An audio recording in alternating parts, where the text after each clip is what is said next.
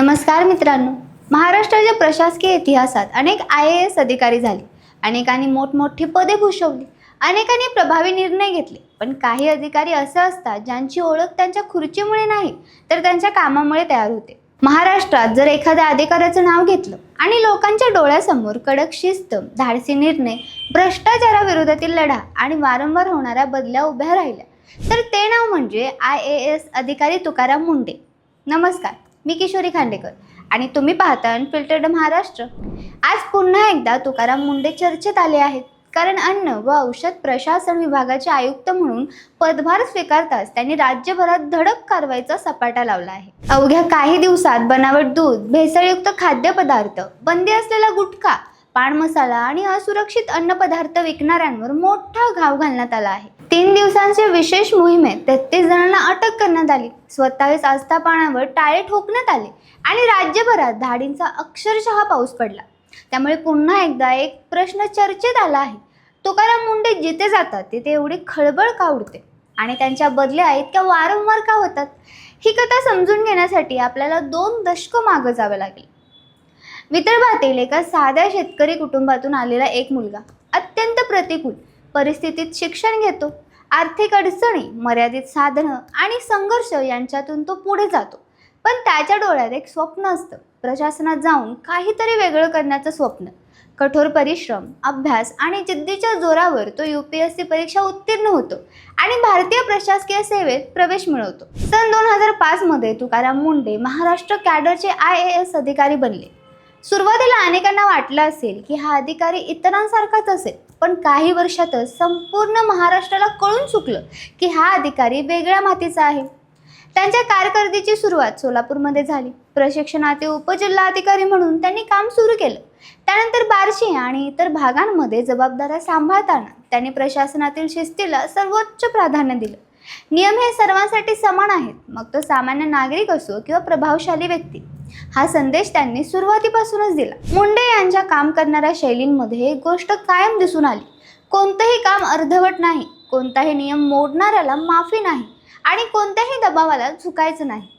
याच काळात त्यांच्या बदलांचा सिलसिला सुरू झाला. अनेक ठिकाणी त्यांनी पदभार स्वीकारला आणि काही महिन्यातच त्यांची बदली झाली. पण प्रत्येक ठिकाणी त्यांनी एक वेगळी छाप सोडली. नांदेड, वाशिम, नागपूर, नाशिक, नवी मुंबई, पुणे, मंत्रालय अशा अनेक ठिकाणी त्यांनी काम केलं. अनेक वेळा त्यांच्या कारवायांमुळे स्थानिक राजकारण ढवळून निघालं, कारण मुंढे यांच्यासाठी नियम महत्त्वाचे होते, व्यक्ती नाही. नाशिक महानगरपालिकेचे आयुक्त असताना त्यांनी अनधिकृत बांधकामाविरोधात मोहीम उघडली. महसूल वाढवण्यासाठी कठोर निर्णय घेतले. अनेक प्रभावशाली लोकांना नियमांचे पालन करावे लागले. त्यामुळे काही लोक नाराज झाले तर सामान्य नागरिकांनी त्यांचं स्वागत केलं. नागपूर महानगरपालिकेत असतानाही त्यांनी प्रशासनात शिस्त आणण्यासाठी अनेक निर्णय घेतले.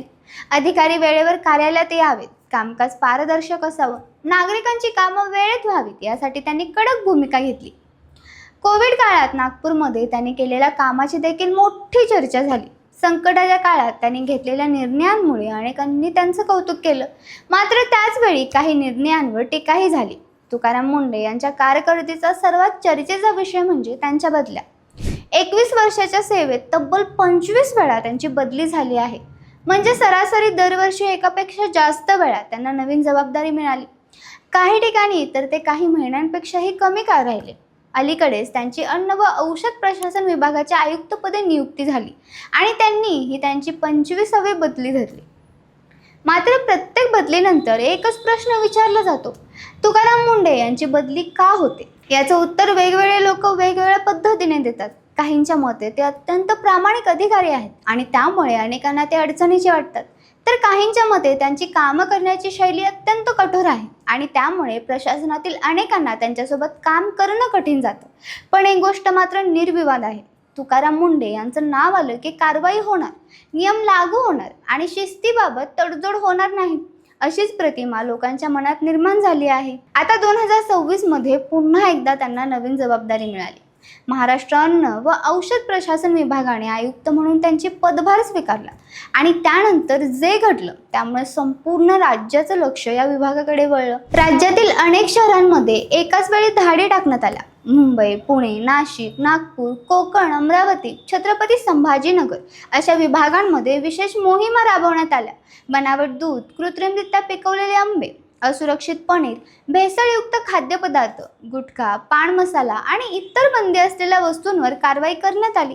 केवळ 3 दिवसात 53 धाडी टाकण्यात आल्या. 33 जणांना अटक झाली आणि 27 आस्थापनावर टाळे ठोकण्यात आले. या कारवाईनंतर राज्यभरात एकच चर्चा सुरू झाली. बाजारात विकलं जाणारं अन्न खरंच सुरक्षित आहे का? ग्राहकांच्या आरोग्याशी खेळणाऱ्या लोकांना इतक्या मोठ्या प्रमाणावर कारवाई होत असेल तर यापूर्वी काय सुरू होतं?